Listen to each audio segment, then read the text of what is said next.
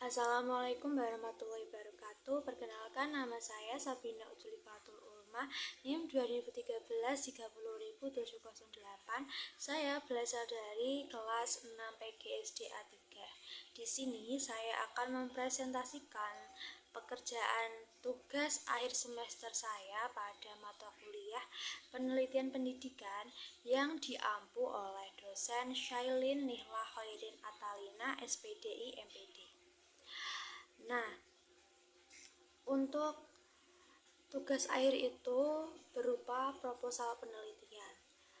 Untuk proposal penelitian yang saya kerjakan, proposal penelitian itu berjudul Analisis penerapan strategi pembelajaran aktif pada kelas 5 di SDN 6 Bulungan. Pada pelaksanaan kegiatan pembelajaran, guru dituntut untuk menyiapkan segala sesuatu yang berhubungan dengan program pembelajaran yang akan berlangsung. Guru dituntut untuk menciptakan suasana yang kondusif, menyenangkan, dan memudahkan peserta didik untuk menerima suatu materi yang telah diajarkan.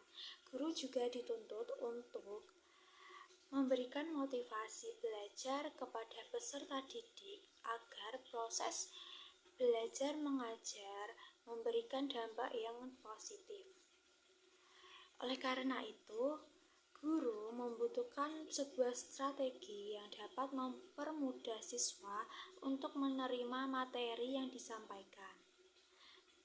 Salah satu strategi yang bisa atau cocok digunakan untuk dalam strategi pembelajaran yaitu active learning atau pembelajaran aktif. Pembelajaran aktif yaitu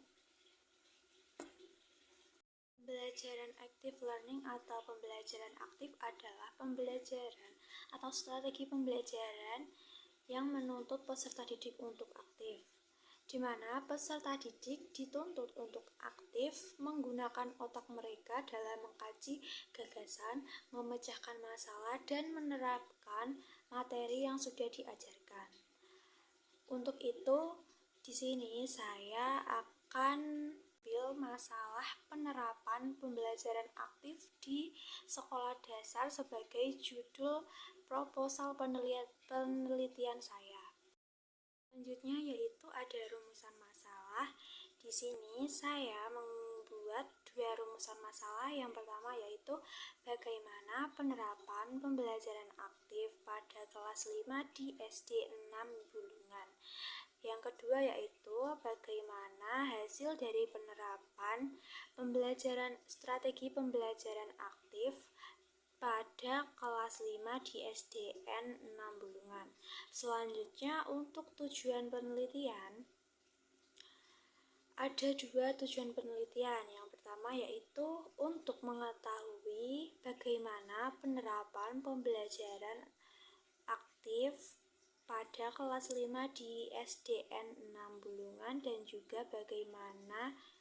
dan untuk mengetahui bagaimana hasil dari penerapan strategi pembelajaran aktif pada kelas 5 di SD 6 Bulungan. Untuk strategi active learning atau strategi pembelajaran aktif adalah serangkaian strategi, cara, atau metode yang dirancang serta digunakan untuk menunjang kegiatan belajar mengajar peserta didik sehingga peserta didik bisa mendapatkan kesempatan untuk lebih aktif secara fisik maupun mental. Tujuan dari strategi pembelajaran active learning atau pembelajaran aktif yaitu untuk mengacu kreativitas guru dalam mengajar sehingga peserta didik bisa mudah memahami materi yang disampaikan. Diharapkan siswa bisa terpancing keaktifannya sehingga proses pembelajaran berlangsung dengan kondusif. Indikator pembelajaran aktif atau active learning yaitu ada 4 indikator. Yang pertama, mengutarakan pendapat, menanggapi pendapat dari teman lainnya. Yang ketiga, mencari sumber belajar. Yang keempat, memecahkan suatu masalah. Sedangkan pada prinsip active learning atau pembelajaran aktif yaitu ada 5. Yang pertama pertama yaitu pembelajaran bisa dilakukan secara alami. Yang kedua, pembelajaran adalah transaksi aktif. Yang ketiga yaitu pembelajaran aktif memerlukan kegiatan yang bersifat vital. Yang keempat, pembelajaran terjadi melalui proses dalam mengatasi hambatan sehingga mencapai pemecahan atau tujuan. Yang kelima yaitu melalui pemberian masalah dan penggunaan media pembelajaran, kemungkinan mengaktifkan motivasi dan upaya sehingga peserta didik memiliki pengalaman belajar. Pembelajaran aktif ini ada 6. Yang pertama, pertanyaan peserta didik atau question student here, yaitu model pembelajaran atau manajemen yang digunakan untuk mengidentifikasi keinginan dan harapan peserta didik untuk memaksimalkan potensi yang mereka miliki. Yang kedua yaitu menghubungkan ulang atau reconnecting, yaitu model pembelajaran yang digunakan untuk mengingatkan kembali ingatan peserta didik pada pembelajaran setelah beberapa waktu tidak melakukan kegiatan pembelajaran. Yang ketiga, pengajaran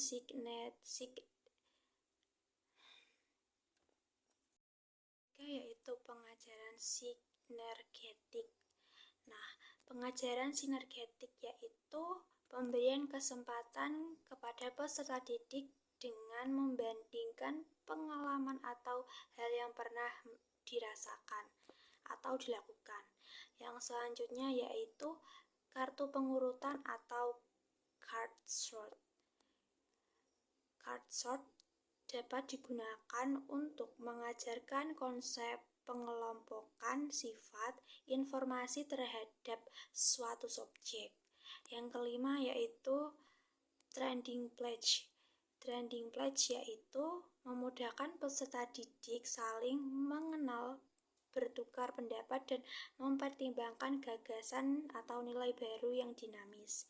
Yang keenam yaitu Who in the class. Model ini digunakan untuk memecahkan keheningan dalam suasana kelas. Dan relevan, saya mengambil 2 peneliti. Yang pertama yaitu implementasi strategi active learning pada pembelajaran tematik kelas 5 di SD Negeri 2 Kranji, Purwokerto Timur Banyumas. Penelitian ini dilakukan oleh Suci Rahmawati Fajriani, mahasiswi jurusan Pendidikan Guru Madrasah Ibtidaiyah IAIN Purwokerto pada tahun 2019. Kesimpulan yang didapat dari penelitian ini adalah penggunaan dari strategi active learning untuk membuat siswa lebih aktif dalam proses pembelajaran. Yang kedua, penerapan pembelajaran aktif atau active learning dengan supervisi klinis untuk meningkatkan kemampuan guru dalam mengajar di SDI Ahwair. Penelitian ini dilaksanakan oleh Hieronymus Par pada tahun 2022. Kesimpulan yang didapat dalam penelitian ini adalah penerapan dari pembelajaran aktif yang mampu dilakukan dan ada peningkatan pikiran. Terdapat bahkan sebagai berikut di samping. Nah, bahkan pemikiran itu saya jelaskan bahwa ada upaya yang sistematis bagi seorang guru, khususnya guru di SDN 6 Bulungan, dalam mengimplementasikan strategi pembelajaran aktif atau active learning dalam rangka meningkatkan hasil belajar siswa di SDN 6 Bulungan, Kecamatan Batiali, Kabupaten Jepara. Untuk jenis dan desain penelitian, saya menggunakan desain penelitian deskriptif. Nah, desain penelitian deskriptif adalah metode yang digunakan untuk menggambarkan atau menganalisis suatu hasil penelitian. Sedangkan jenis metode penelitian kualitatif adalah jenis metode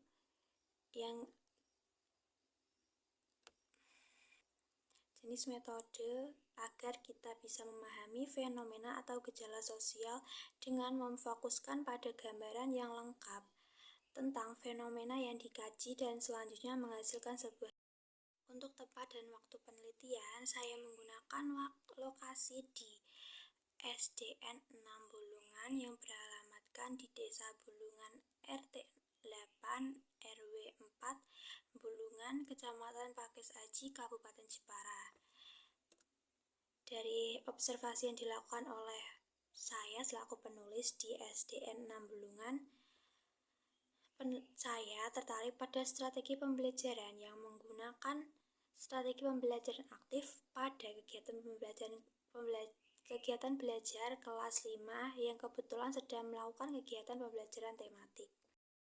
Populasi adalah keseluruhan objek yang akan diselidiki dalam penelitian.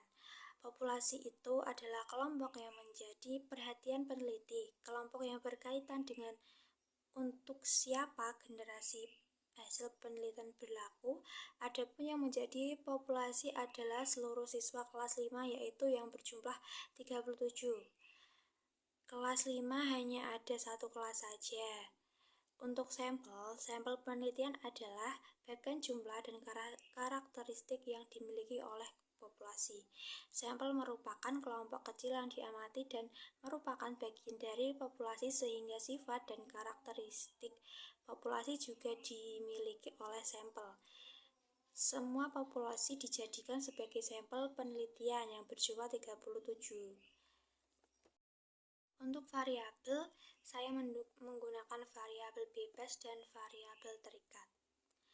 Variabel bebas yaitu strategi pembelajaran aktif.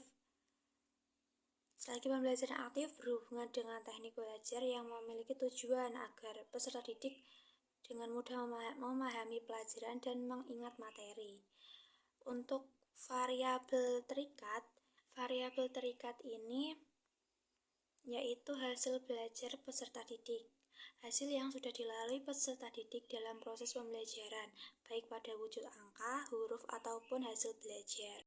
Untuk definisi operasional, seperti yang sudah saya jelaskan tadi, definisi operasional terdapat dua variabel, yaitu variabel terikat dan variabel bebas. Seperti yang sudah saya jelaskan tadi, variabel bebas ini untuk strategi pembelajaran, dan variabel terikat ini untuk hasil belajar peserta didik.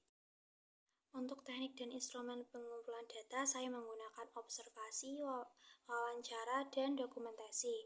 Untuk observasi sendiri adalah teknik pengumpulan data yang digunakan untuk memberikan gambaran dan kesimpulan dengan melakukan pengamatan terhadap fenomena yang sedang diteliti.